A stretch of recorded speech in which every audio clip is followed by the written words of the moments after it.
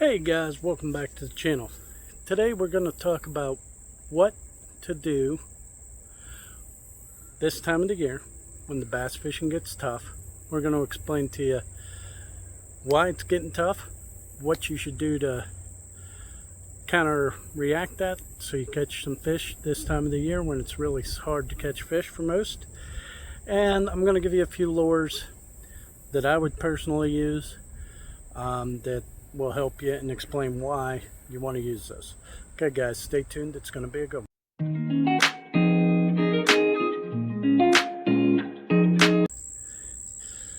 Hey guys, welcome back to the channel.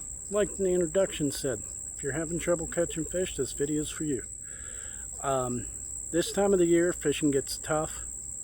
I don't mean we hang up our boat keys or put our rods away and say, you know, it's over, my season's over. Because it can still be a great time of the year. There's reasons why it's gotten tough, and I'm here to tell you how to change that, turn it around for you, explain to you why it's tough so that you can keep on top of it, and then we're going to talk about lures. Okay guys, so let's start with why it's getting tough this time of the year. You know, most of us, including myself, we look at it like, well, we got hot weather. Those fish should stay there where we've been finding them, in the grass, you know, shallow flats, things like this. And truthfully, you know, the grass might look, you know, might still be there, but it doesn't look very healthy. Well, guys, for us up here in Pennsylvania, it's already started, and it's been going on for about a week, maybe 2.5 weeks now. For you guys down south, I may be getting ready to start. The key here is the nights got cold, and as soon as that happens, things change underwater. That grass started to die. It's not as healthy and vibrant as it was, which means it stopped creating oxygen, which means the fish left. Also, it's triggering the fish to know that, okay, winter's on its way in. We need to start posting up and moving out. And it takes that first night, and this changes overnight. So where do they go? How do we find them? Well, luckily it's usually pretty simple. I mean, if you know the look for the first cold night and you know to switch up your patterns, these would be like, for guys down south, grass that ain't temperature, you know, as temperature sensitive, maybe like eelgrass or something, they'll be in that. They'll leave the hydrilla and move over to the eelgrass or grasses that are still very vibrant. For guys up north, guys like myself, we've got to start thinking, okay, docks, drop-offs, laydowns, rock piles, hard structure. That's where these fish are going to move to. That's where the bait fish are going to move to. Some of these fish are going to hold there all winter. Others are eventually, you know, as we get closer to winter, they'll move out deeper onto their deeper haunts.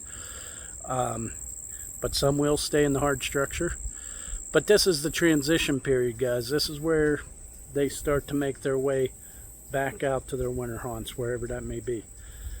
Just as in the spring, when they're coming out of wintering haunts, and they're setting up on points and ledges and drop-offs and docks that have a drop-off, you know, and hard structure before they move in shallow to spawn.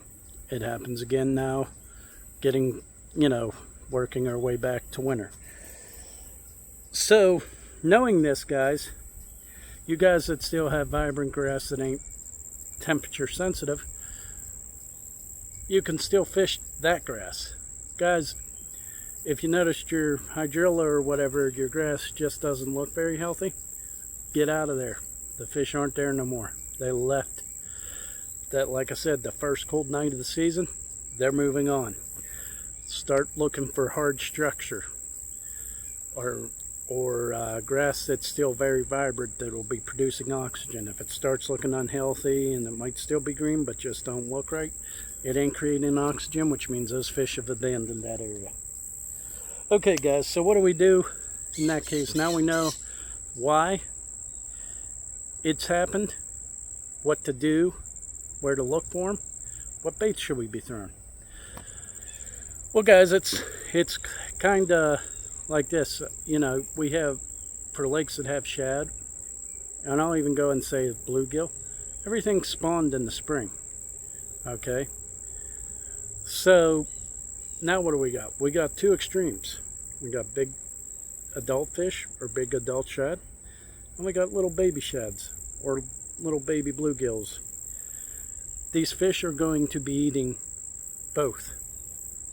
Okay, but when you're trying to get around, you know, ahead of the fish movement, you want to fish smaller baits. These being such as, oh, and before I forget, you also want to make sure that you're fishing a bait with secondary action, two actions, secondary action. So, for one, for instance, could be this being a Largo, 3-inch Largo shad and an underspin, your favorite underspin. Again, we've had a video on underspins. For you guys that haven't seen it, you could check it out. But when you're using a Largo shad, you want an underspin with some kind of wire that brings it down so the blade don't catch that belly. And this tail is gonna just very minutely swim, just like a bait fish. This is a great secondary action because you got that tail swimming, but you also got that blade flashing down there and it's making vibration. The flash separates you from all the other million little baby fish out there. It's going to make them bite your bait over all those others. Okay, guys, then for you guys that might be fishing clear water reservoirs that don't have a lot of grass, the spy bait. This is a finesse bait, but it's also a great bait to use this time of the year because it mimics those bait fish and has a good secondary action. The blades are going to be letting off vibration. It's going to have a slight body roll, but also a little bit of flash. That's what makes the spy bait a great option this time of the year. You're giving away that flash, plus you got that body roll, plus just that very minute vibration coming from them blades spinning. Guys, I didn't forget about you guys with the grass in your lakes that are still very vibrant. There's two baits. I only brought one out.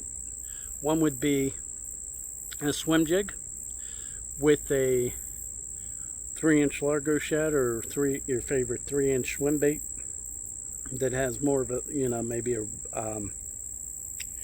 rage swim bait that has a tighter tail action. The swim bait is weedless and the skirt pulsates, but you also have that tail action back there, and if you get it just right, it'll create a body roll even. This can trigger a lot of strikes on vibrant, very healthy grass. So that would be one of your options if you're in a grass fishery with still healthy grass. The other one is a mini max chatterbait. You can run a 3-inch Largo shad off of it, or even a 3-inch Strike King Rage Tail, paddle tail. You just want something that doesn't have, like, so Kitechs tend to have an over-exaggerated tail wag. Sometimes that'll turn the fish off. You want something a little bit more subtle this time of the year. And you got vibration and flash with the Mini Max. That's for you guys in the grass. You guys not, you know, guys without grass. The other thing you could do is the Screwhead by the Oshira Screwhead by Megabass. You have the vibration and you have the flash, secondary action. Okay, guys, now for you guys that want to fish around docks, you want to get your favorite casting jig. This being a Dirty Jigs finesse jig or a boya cat flipping jig, and you're going to use NetBait makes a pack of slim curl that has a very minute swimming action. I also like to use no action, which if you can find the curls that don't have no action, that works. And you can flip your around laydowns and docks. This will create a bigger reaction strike, a bigger fish bait. It has the secondary action, the skirt, and then as it's falling, those little claws are not over exaggerated, they're just swimming down. That's a way to fish around your laydowns and your rock piles and your docks. Mostly docks and laydowns is where I'd use my jig. And then finally, guys, the big end, the bigger baits fish will be chasing. And that is your glide baits. Now I have a couple here for you. And here in Pennsylvania I don't get too crazy with size, but the S Waver, 120 size I believe it is. There's the trout in the S Waver. That's the, oh, that might be the 120 size too, yeah. But a glide bait works really well when you're trying to mimic the bigger shad. I don't have the Chad shad, the Spur Chad shad, but that's another great option. The Shine Glider.